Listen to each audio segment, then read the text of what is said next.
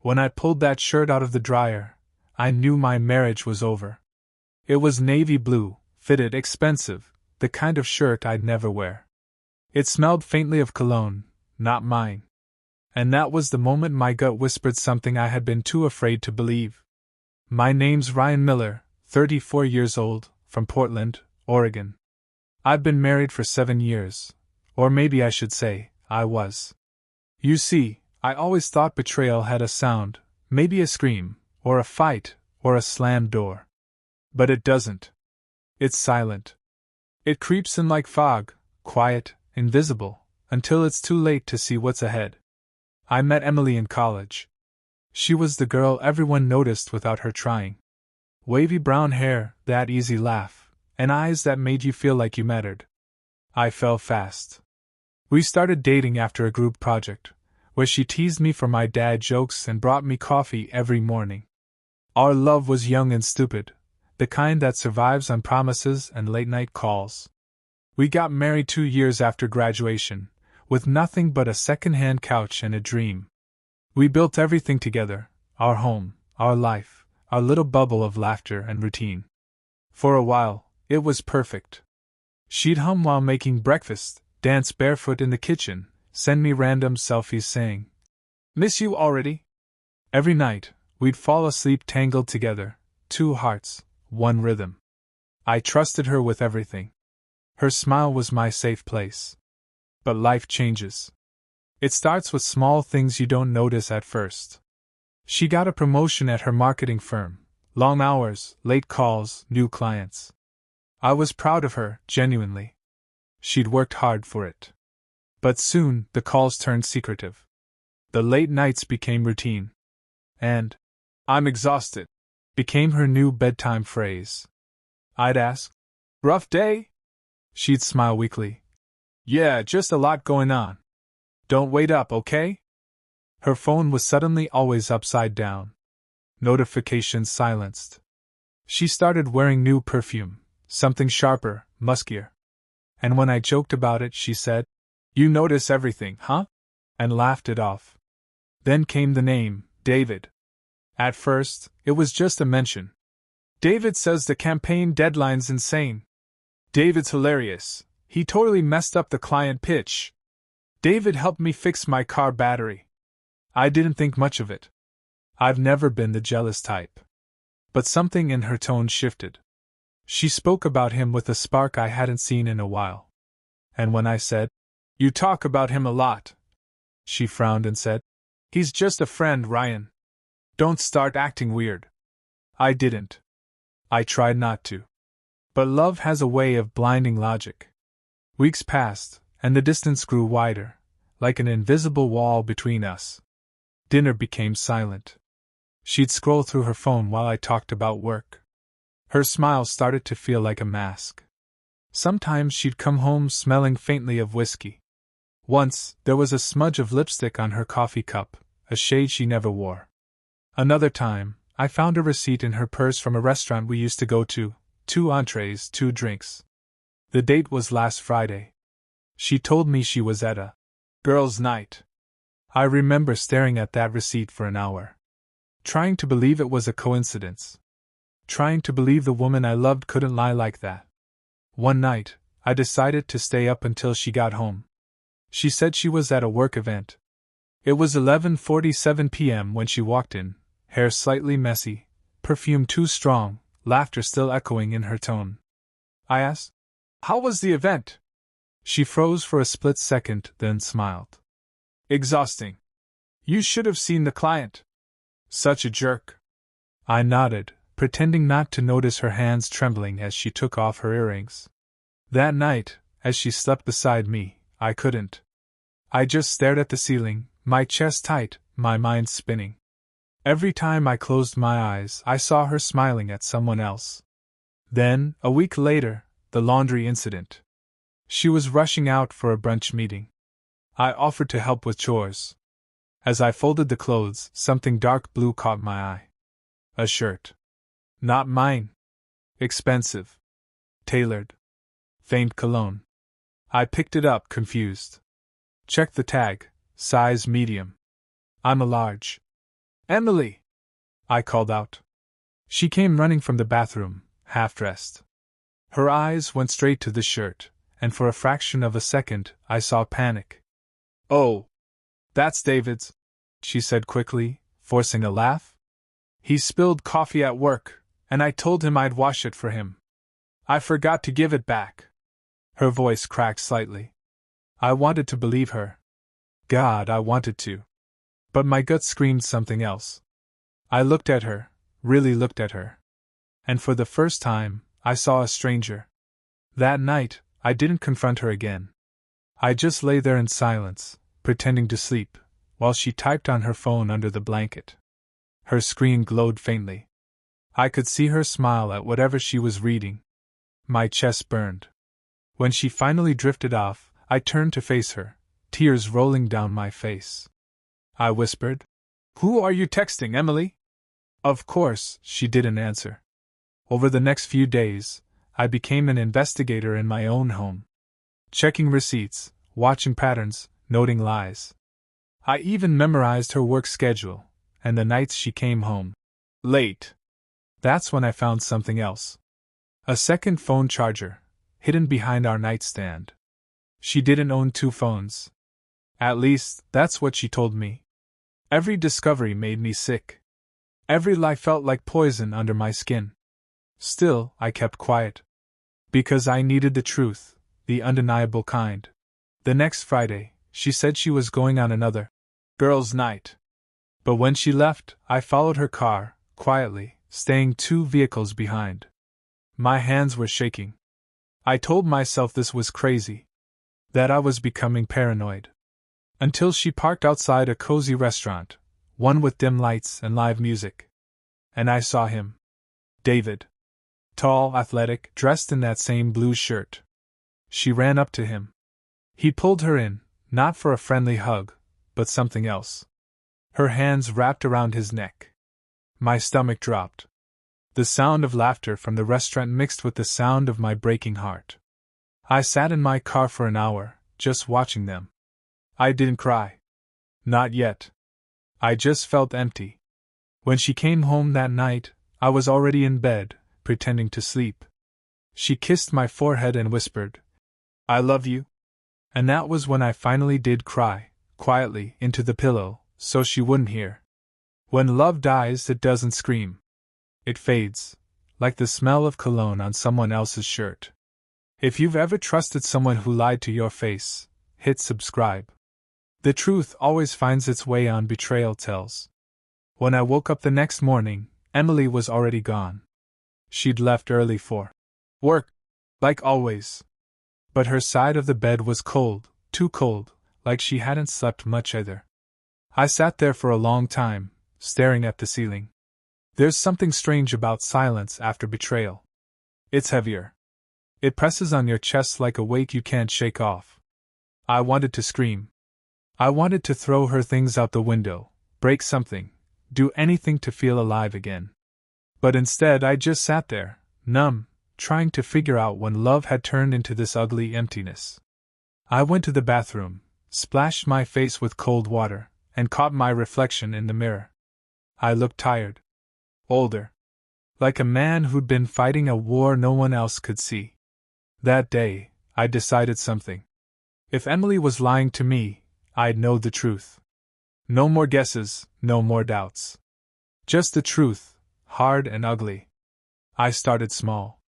Checking her social media, her emails, even the family iCloud, hoping to find a clue. Most of it was clean. Too clean. Until I found a synced album I didn't remember creating. Hidden under random names were photos, blurry but clear enough. Emily and David at a cabin. Her wearing his hoodie. His arm around her waist. Her head resting on his shoulder. My stomach twisted. The date on the photos was the same weekend she said she was visiting her parents. That's when I knew it wasn't a one-time mistake. It was a full-blown affair.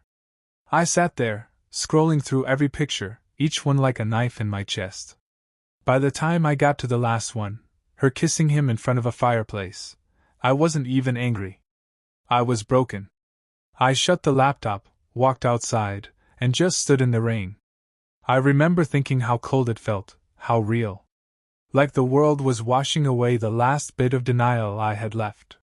That night, she came home late again. I was sitting on the couch, pretending to watch TV. She smiled, leaned down to kiss my cheek, and said, "Long day. You look tired." I forced a smile. "Yeah, just work stuff." She went to the bedroom, changed, and fell asleep within minutes. Meanwhile, I stared at her, trying to find the woman I used to know somewhere behind those peaceful lies. I thought about confronting her right then, waking her up and throwing the truth in her face. But something stopped me. Maybe it was exhaustion. Maybe I wanted her to confess on her own. The next few days I played along. I acted normal, made breakfast, kissed her goodbye every morning. But inside I was crumbling. She'd smile at me, talk about work, and every word felt like poison. I knew she was lying. I knew who she was really texting under the table. But I stayed quiet. Because sometimes silence is the sharpest weapon. A week later, she said she had a business trip, 3 days in Seattle. I nodded, smiled, and even helped her pack. But when she left, I didn't go to work. Instead, I opened her laptop again and dug deeper. Emails. Deleted messages. Hidden folders. There it was, an email thread between her and David. Dozens of them. Flirty, intimate, filled with inside jokes and plans. The last one hit hardest. "Can't wait to see you in Seattle. 3 days without pretending. Finally ours." I felt my heart stop. She wasn't going to a work trip. She was going away with him. I didn't know what to do. Part of me wanted to drive to Seattle, storm into their hotel, and expose everything. But another part, the quiet, broken part, wanted something smarter. That's when the idea of revenge started to grow. Not screaming, not fighting, but justice. The kind that doesn't need noise. The kind that burns slow. I started gathering proof. I took screenshots of her emails, the photos, even recorded a few of her late-night calls when she whispered, "I love you too." Every lie, every whisper, every secret, I stored it all. I wasn't sure what I'd do with it yet. But I knew I'd use it. When she came back from Seattle, she looked radiant. Glowing even. I'd seen that glow before, back when she loved me. Now it made me sick. She hugged me at the door, smiling. "God, I miss you." I hugged her back, pretending to melt into her arms, but all I could think of was the hotel room she just left. The bed that wasn't ours. That night, I finally broke the silence. As she lay in bed scrolling on her phone, I said softly, "Emily, are you happy?" She looked up, surprised. "Of course. Why?" "Just wondering," I said. "You've been different lately." She smiled faintly. "Work stress." "I told you." I nodded. Then looked her dead in the eye and said, "Does David help with that stress?" Her entire face froze. For a split second, her pupils dilated, panic flashing through her expression. "What?" she whispered. I leaned back. "You heard me." She laughed nervously. "Ryan, that's ridiculous." "Really?" I said, my voice calm. "Because I've seen the photos. The emails. The Seattle reservation." She went pale. Her phone slipped from her hand and hit the floor. There was a long silence, just the sound of her breathing unevenly. Then she whispered, "It's not what you think." I laughed. A bitter, broken laugh. "Then tell me what it is." Tears filled her eyes. "It just happened. I didn't mean to. I was lonely. You were always working, and he was just—" "Don't you dare!" I cut her off. "Don't you dare make this about me." She started crying harder, reaching for me. But I stepped back. I couldn't stand her touch. That night I slept on the couch. I didn't yell. I didn't pack my bags. I just lay there in the dark, listening to her sobbing in the bedroom. Because anger fades. But disappointment, that stays. The next morning, I left early. Told her I needed space. She nodded silently, her eyes red and swollen. When I got in the car, I didn't cry this time. I just whispered, "You said he was just a friend." Over the next week, I started my quiet plan. I copied every file, every message, every piece of proof into a hidden drive. I spoke to a lawyer, someone discreet. And I started pulling money from our joint account, bit by bit, before she could notice. I wasn't running. I was preparing. Because if she wanted to destroy our life for a fling, she'd have to live with the wreckage. But the universe has a strange way of balancing things. Because sometimes, karma doesn't need your help. 3 days later, she got a call from HR. Someone had anonymously sent proof of her relationship with David to her company. Apparently, it violated company policy. By evening, both of them were suspended, pending investigation. She came home crying, panicking, saying, "I don't know who could have done this." I just looked at her and said softly, "Maybe it's karma." She stared at me, realization slowly dawning. You did this?" I shrugged. "I didn't cheat on my spouse. I just told the truth." She broke down, begging me to forgive her, saying she'd ended, that she made a mistake. But all I could think of was that blue shirt, the smell of another man on her, the lies, the fake smiles. I didn't shout. I didn't curse. I just said, "You ended this long before I did." Then I walked out the door. I thought confronting her would bring closure, but instead, it opened a darker side of her I never imagined existed. When I came home that evening, the lights were off. The house felt cold, not physically, but emotionally frozen. The only light came from the TV screen, playing one of those sitcoms we used to laugh at together. And there she was, sitting on the couch, sipping wine, eyes swollen but calm, almost too calm. She didn't look up when I entered.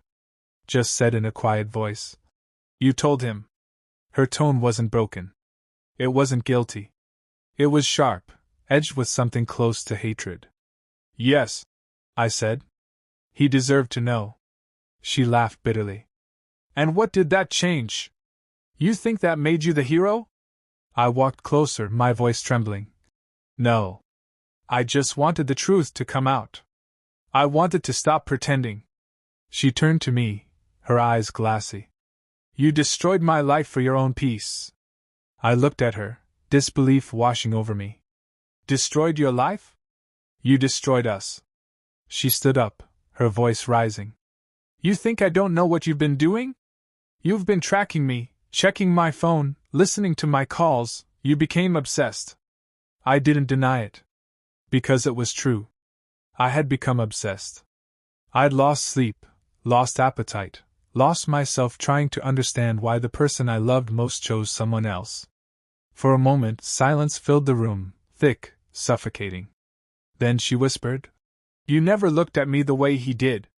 He made me feel alive." Those words, they hit harder than any slap could. I wanted to scream, but instead I said quietly, "And now? Does he still make you feel alive knowing you lied to both of us?" She looked away, tears welling again. "He doesn't talk to me anymore. He moved away." A part of me felt pity, but another part, the darker one, felt justified.